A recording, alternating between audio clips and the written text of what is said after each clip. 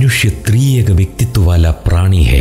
उन्हें आत्मा, प्राण और शरीर, उसमें शरीर दृश्य अवस्था में पाया जाता है, वही प्राण और आत्मा अदृश्य अवस्था में। मृत्यु के समय प्राण और आत्मा ही शरीर को छोड़ देता है। एक अविश्वासी व्यक्ति का प्राण और आत्मा दुख भोगने के लिए अधोलोक में चला जाता है।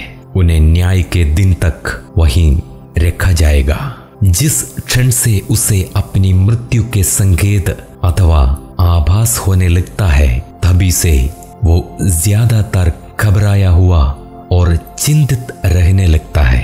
उसके चारों ओर एक गहरा अंधकार छाने लगता है। वो डरने लगता है।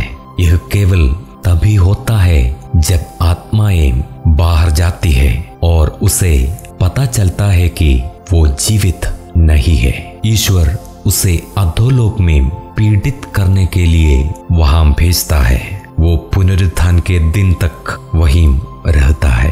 प्यास से पीड़ित और अतीत में कुछ खो जाने की निराशा उनके प्रिय लोग ऐसे स्थान में न आए, इसकी लालसा करते हैं। लेकिन एक जीवित रहने वाला विश्वासी मृत्यु के निकट आने पर और भी आशा से भर जाता है। जब मृत्यु निकट आती है तो शरीर पीड़ित होता है।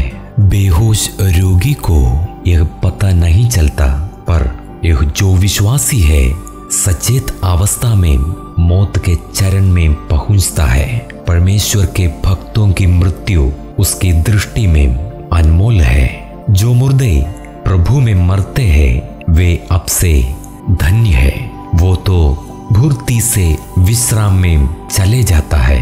आशा तब शुरू होती है जब शरीर में जीवित विश्वासी मृत्यु का शिकार होने लगता है। वो तुरंत प्रभु के पास जाने की आशा से भरा रहता है। भीतरी मनुष्यत्व, प्राण, आत्मा उस बाहरी मनुष्यत्व से अलग होता है जो विश्वासी की मृत्यु के समय धरती पर केवल यही रह जाता है। विश्वासी की मृत्यु इस सीमित दुनिया से, दुनिया की जकदन से और रोग ग्रस्त शरीर से दूसरी दुनिया में जाने वाला अलगाव है।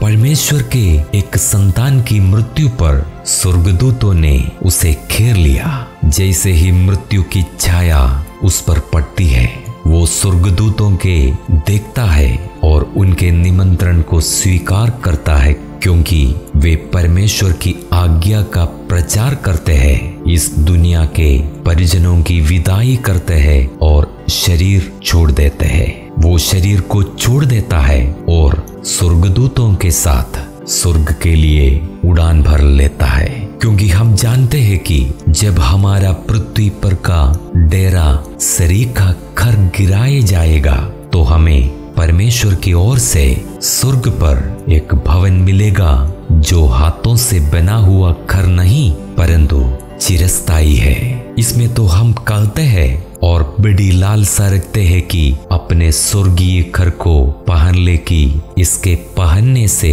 हम नंगे न पाए जाए और इस डेरे में रहते हुए बोझ से दबे कहते रहते हैं, ताकि वो जो मरणहार है जीवन में डूब जाए और देह से अलग होकर प्रभु के साथ रहना और भी उत्तम समझते हैं। ऐसे अनुभव होते हैं जिनका वर्णन जीव से नहीं किया जा सकता है। जब इब्राहिम ने लाजर के विश्राम की बात की तो उसने कहा, अब वो शांति पा रहा है। पुराने नियम के विश्वासियों को मसीह की मृत्यु तक नरक में देखा गया।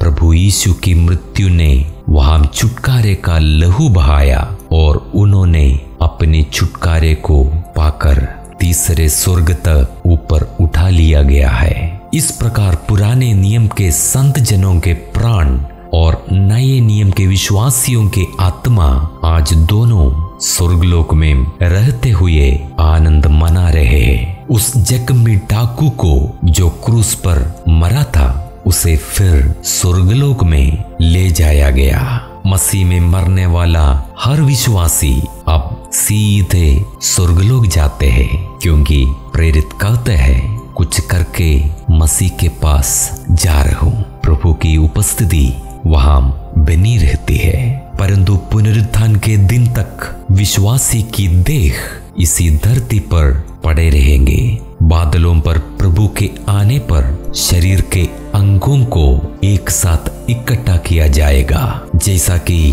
बाइबल कहते हैं एक साथ जुड़ जाएंगे और हड्डी हड्डी में तब्दील हो जाएगी। विश्राम करने वाली आत्माओं को भी स्वर्गलोक से प्रभु अपने साथ ले आएंगे। इस प्रकार जी उठने वाले और जीवित सब विश्वासी गण बदल जाएंगे। तब हम मसीह के समान बदल जाएंगे। हमारा शरीर उसके महिमित शरीर के अनुसार बदल जाएगा, जैसा कि में कहा गया है हमारे शरीर तो अलग ही होंगे। वर्तमान शरीर पार्थिव शरीर है, पर उस समय स्वर्गीय शरीर होगा। वर्तमान में घुलनशील है, तब और अघुलनशील होगा। वर्तमान में अपमानजनक है, तब गौरवशाली होगा। वर्तमान में कमजोर है, तब वो तो शक्तिशाली होगा।